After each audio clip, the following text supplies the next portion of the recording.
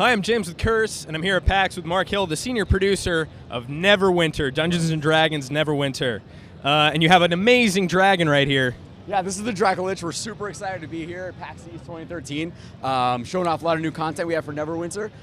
We just released we're opening the beta weekend 3 right now, so everyone that has a key can go in and start playing right now for the weekend. That's the key part, everybody that has a key. I bet a lot of guys just got really excited. They're like, oh, a key. Okay, I need one of those. I'm not sure when this is going out. We're giving away keys here, so anyone can come up, grab a key, go and play it this afternoon. For sure. Yeah, no, people will see this, and they'll hopefully come grab. I mean, if you're at PAX, then yes. Sure. So we've got the Devoted Cleric, the Guardian Fighter, the Trickster Rogue, Control, Wizard. Yes! Devoted Cleric. Nailed it. And Devoted Cleric.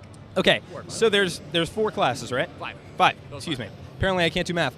But so that's kind of, I don't want to say it's a small number, but it's definitely, it's a tight-knit number. Was that a design choice to keep these things very focused, or are there going to be more classes coming in the future?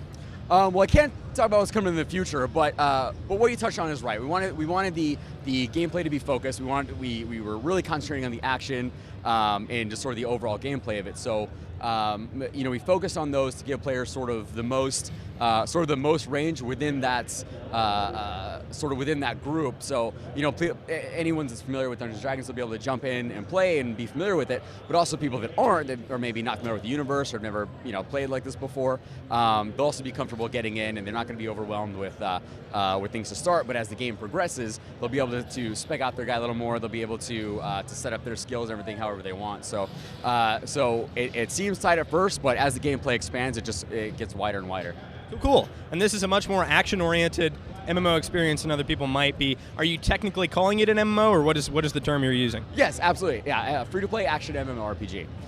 So the action gameplay is big for us. We're really, really excited about that. And if anyone's played it or played the demo or anything, you can really feel it. You can really feel how how we really tightened it up a lot, how the skills all work together, how the different classes sort of differentiate between each other.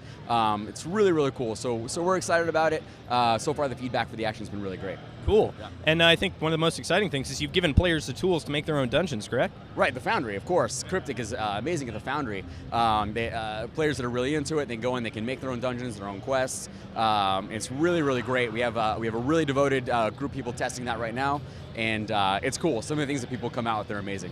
No, I think that's a brilliant idea, because I think one of the things that MMOs are kind of falling short on is the frequency of the content. So if people are making it, and you have the most creative minds out there just working for you pretty much. Exactly, and it's amazing some of the stuff that people can come up with the tools that we give them. I personally am not good at it, so I'll get there and tinker around and try and make some stuff, but the things that people come up with is just absolutely incredible. And you can go right in, you can go to the one on billboards, you can check out all the Foundry missions, you play whatever you want. And it's cool. It makes it really good, and like you said, it keeps the content fresh, and it keeps it going for people that are into it. So are there any incentives for these players who are kind of designing these? As far as in-game, not quite yet. We're still working that out. But we have the people that want to do it are the people that they just want to do it for the love of it. And that's how you see such a high level of quality coming out of the Foundry. There's people that really want to get in. They're not incentivized by just getting some minor in-game rewards. They're incentivizing by making the good content, becoming known in the community, and they have their own sub-community as well of people that work in the Foundry. So that's how we see some really good stuff.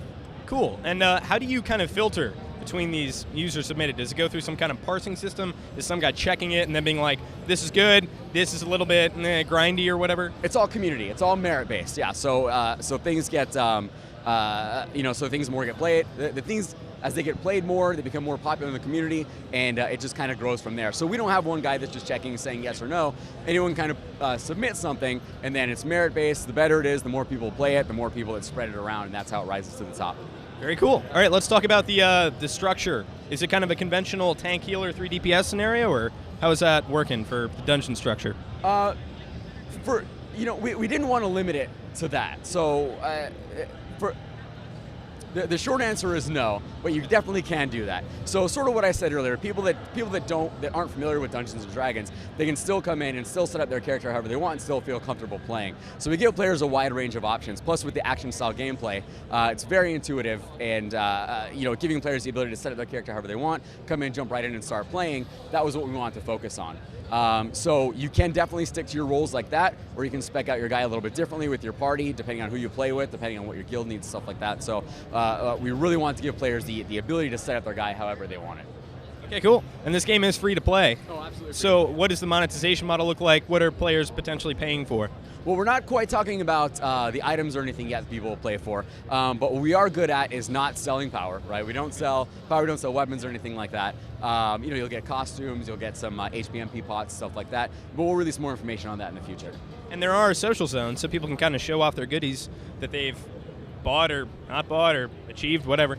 Absolutely, it's a full MMO, so you'll see everyone in there. There's like a social item set that you can have equipped, and then like a functional one, right, as well. You can kind of have like a costume on, so to speak. Yeah. So you're talking about like cosmetic versus the actual function. Yes. Absolutely, yeah. So you can spec out your character both ways. Cool, awesome.